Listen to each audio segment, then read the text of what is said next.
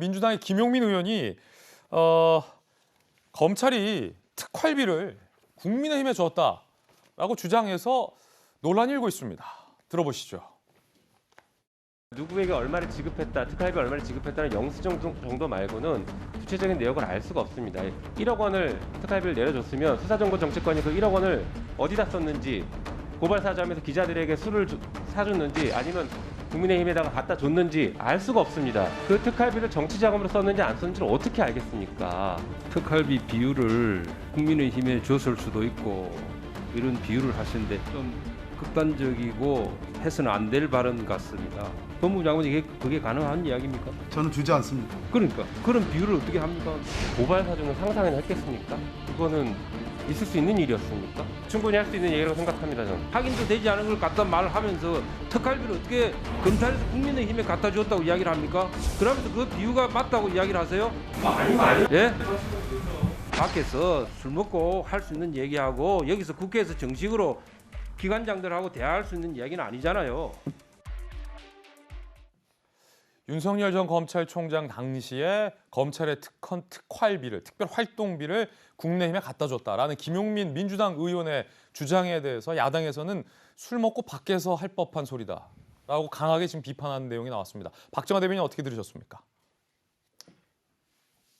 뭐라고 말씀드려야 되죠? 이해하기가 어려운 얘기예요. 그러니까 요는즉슨 윤석열 후보가 검찰총장 당시부터 정치의 꿈이 있어서 야당과 내통하면서 심지어는 특활비까지 갖다 주고 오늘날의 국민의힘 후보가 됐다. 이런 요지잖아요. 뭐 어떻게 이렇게 보고 저렇게 보고 이렇게 해석하고 저렇게 해석하려고 해도 이해가 되지 않는. 그래서 뭐 결국에는 지금 강성 민주당 의원들 몇몇 분이 저런 생각을 계속 갖고 있는 한 공수처의 수사, 뭐 검찰의 수사, 뭐 이런 것 모두 다 지금 윤석열 후보를 잘못되기 위한 핍박, 압박, 정치적 목적이 있다라는 생각을 중원에 있는 사람들은 계속할 수밖에 없는 상황 아닌가. 그래서 지금 나와 있는 여론조사 결과도 그런 식으로 나가고 있고 저런 식의 캠페인이 계속되는 한 저는 민주당이 결국에는 그 지지층, 강성 지지층을 벗어나서 중원으로 갈 수 있는 길을 스스로 차단하고 있는 거다라고 말씀드릴 수밖에 없겠어요. 사실 김용민 의원이 일종의 비유 내지 가정 내지 상상으로 저 얘기를 했다면 이렇게까지 논란이 안 될 텐데 끝까지 저 비유는 적절하다라는 식으로 입장을 고수하는 바람에 이게 논란이 더 커진 건데 검찰이 특별활동비를 제1국민의 야당의 정치 자금으로 줬다라는 얘기는 사실 좀 황당무계한 발언인데 자 민주당의 전용기 의원님은 어떻게 보십니까? 그 비유가 적절하냐 안 하냐에 대해서는 저는 사실 그렇게 적절한 것은 아니다라고 말씀드리고 싶습니다. 예.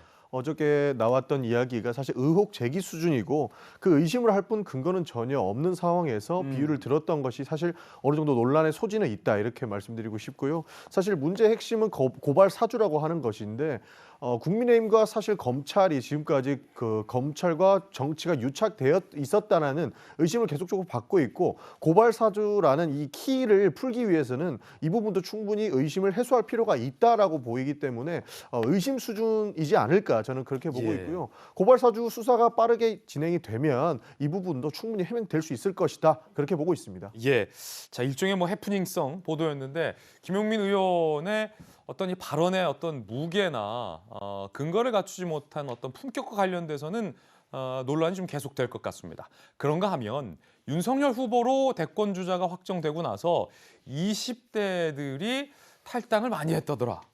아니다. 신규 가입자가 더 많다더라. 설왕 설래가 많았습니다. 수치 비슷한 게 지금 나왔습니다. 진실은 무엇일지 함께 보시죠. 윤석열 후보로 확정 후 일단 탈당이 많았어요. 6,500명. 그런데 경선에 참여했던 2030 청년 책임 당원들의 비중이 상당히 높았다고 합니다. 탈당한 사람 이후에. 2030이 홍준표 후보를 많이 지지한 것으로 알려져 있죠. 자, 그럼 여기서 탈당이 많다라는 것은 어느 정도 사실로 보여요.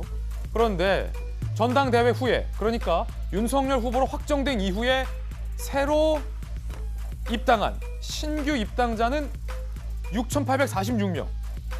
이 못지않게 더 많아요. 탈당자보다 더 많아요. 그중에 2030은 1,704명으로 또 신규 가입한 2030의 숫자도 상당히 많습니다. 그렇기 때문에 탈당한 사람보다 가입한 사람이 더 많다라는 말도 어느 정도 사실 보입니다.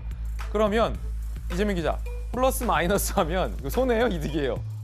그러니까 저것을 마치 지금 6,500여 명이 지금 탈당을 하고 6,800명이 입당을 했으니 뭐 쌤쌤 아니냐, 오히려 더 좀 많이 더 입당을 한 거 아니냐, 뭐 300명쯤이 더 입당했으니까 그렇게 볼 수 있는 측면이 뭐 없지 않아 있죠. 근데 중요한 건 뭐냐면 자, 입당이라는 건 지금 휴대전화만 들고도 모바일로도 얼마든지 입당이 가능합니다. 반면 탈당이란 건 팩스를 내거나 아니면 사람이 직접 가서 탈당계를 내야만 합니다. 굉장히 적극적으로 탈당을 해야 되는 거죠. 재밌네. 그러니까 쉬운 가입, 적극적인 탈당. 탈당인 거죠. 그런 점에서 자, 6,500명이 왜 탈당을 했는지 굉장히 중요한 거죠. 6,800명 입당 어떤 뭐 의미 부여할 수 있으나 결국 이제 윤석열 후보에 대한 어떤 뭐 반감이나 거부감들이 있다는 의미인데 6,500명에게는 그럼 과연 그들은 왜 윤 후보에게 그런 거부감이나 반감을 갖고 있는지를 당연히 당에서는 파악을 해야 되고 그것이 바로 윤 후보가 약점을 이제 보완하는 계기로 삼아야 되는 게 정상적인 거죠. 그렇기 때문에 저것이 뭐 탈당한 것만큼 입당했다, 그래 문제 없다라고 본다면 저는 굉장히 지금 대선을 앞두고 만약에 그렇게 본다면 굉장히 심각한 문제인 거죠. 예.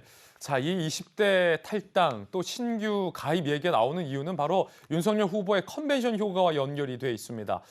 새롭게 실시된 여론조사에서도 윤석열 후보가 상당히 이재명 후보를 앞서고 있는 것으로 발표됐습니다. 함께 보시죠. 이번에 새롭게 발표된 여론조사는 YTN과 리얼미터 여론조사인데 윤석열 후보가 44.4%, 이재명 후보가 34.6%, 윤석열 후보가 상당히 앞서고 있는 것을 또 확인할 수 있습니다. 앞선 많은 여론조사에서도 윤석열 후보 선출 이후에 상당히 이재명 후보를 앞서고 있는 여론조사 결과가 연이어 나오고 있는 겁니다. 심상정 2.8, 안철수 5.4, 김동연 1.5%의 지지율을 보이고 있습니다. 자, 그럼 여기서 두 명만 남기고 지워보겠습니다. 양자 대결 결과입니다.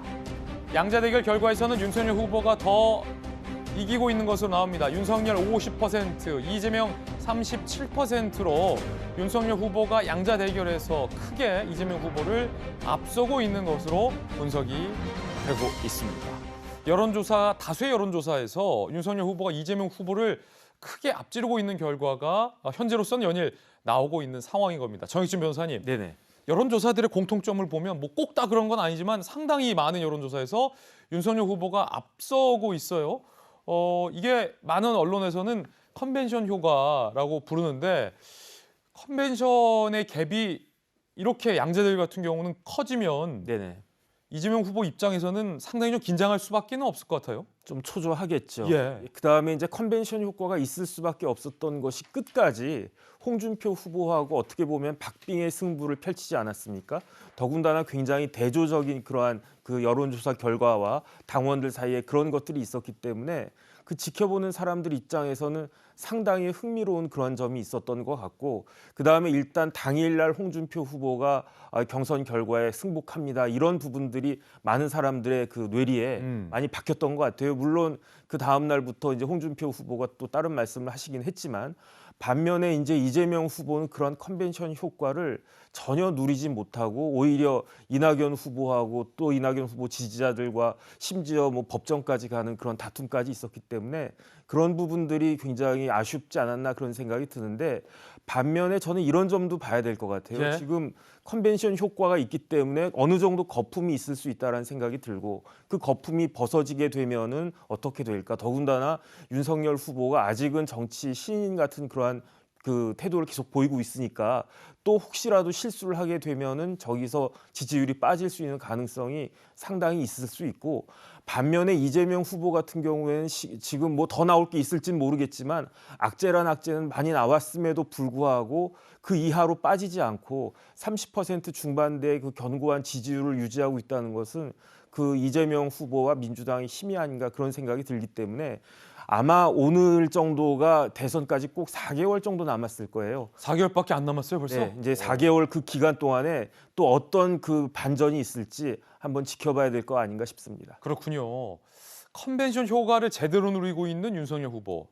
반면 30%대 박스권에 갇혀 있는 이재명 후보. 앞으로의 대권 행보 전략도 좀 달라질 수밖에 없을 것 같습니다. 저희 김진의 돌직구쇼에서 상세하게 분석해드리겠습니다.